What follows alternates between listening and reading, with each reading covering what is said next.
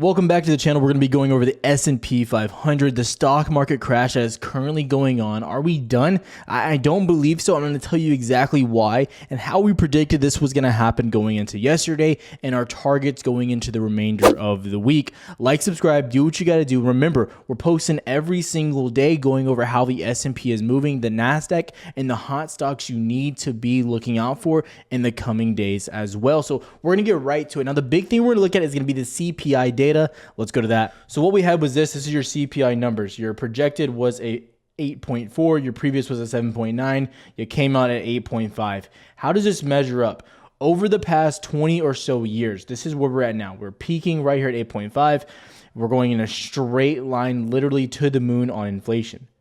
Going back, what did we see way back here? The last time we've reached these levels was all the way back in 1981. Yes, 1981, ladies and gentlemen, over 30, roughly 40 years ago right now.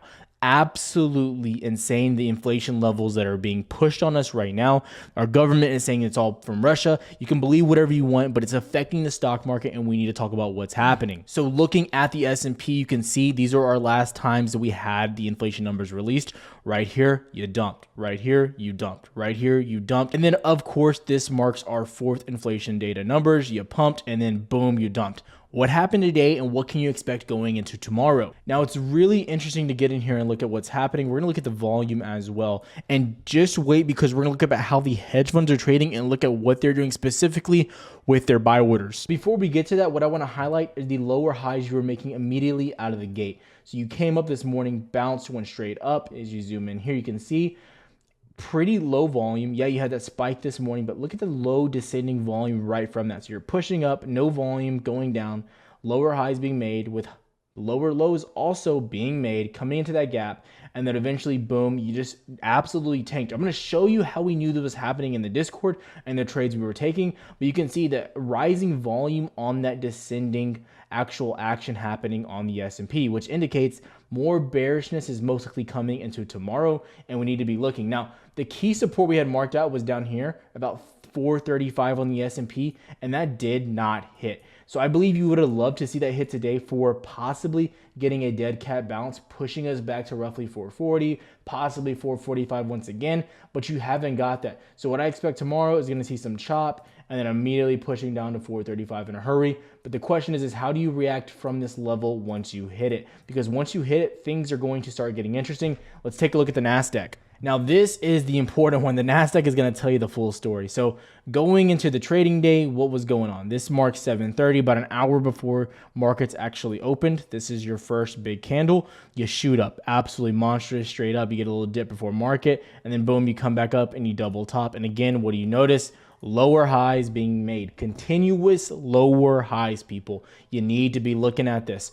Also, what's taking place? Volume instantly declining. Instantly, the volume is being taken off the table. Buyers are not stepping in, and then continuous, like we saw before in the S&P, lower highs being made all day long, clearly pushing you to the downside. And then you start to see volume spiking right here as you break and get rejected at the previous support, pushing you to the lows of the last support, roughly 1390, which is basically the previous lows that we had in pre-market. And this is just showing you what's really going on here. And if you're looking where I think the next support here is in the NASDAQ, if we're really looking at this, we got to be God's honest with ourselves and what's happening. Going to the 4-hour chart, if you do not hold above the 1400 roughly, right here, that white dotted line, we'll make it black just so you can see a little bit, make it red. If you don't hold above that, you are going back down to 13 flat. You can see that as the previous lows. These are the same lows that came out in May 2021. This is our last major line of support. It's also the lows we made back in February, middle of March as well. That will be retested if we hold below this on the weekly. As we look at these weekly and daily candles, you can see the immediate weakness of the market.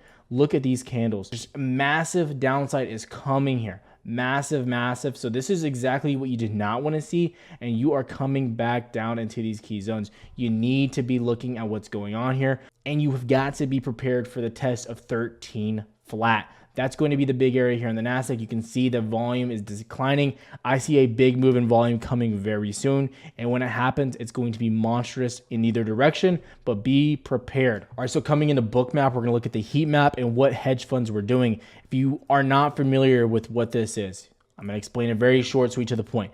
Basically, when it's black, that means there's no buying, no liquidity, no orders there. When it's red or orange, it means there's more. So the closer you get to red, the more liquidity, the more buying, the more selling pressure. This is ES, the futures. As you can see, all day long, it's the same story, people. The same story as yesterday. We covered this, right? So you can see you're stair stepping down. You have liquidity and you lose it all day. The red bubbles represent massive sell orders. You can see 365, 112, massive lots on ES is being sold all day long. And when buyers start to step in, look how minuscule it is right there. Very small orders are coming in compared to the downside pressure.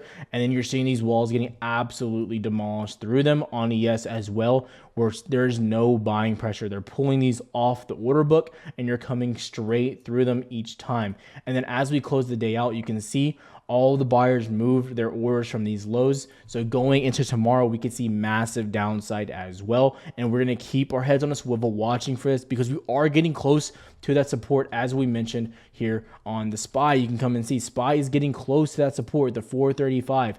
If you break below 435, again, it's going to get ugly. You're going to start pushing towards 420 roughly.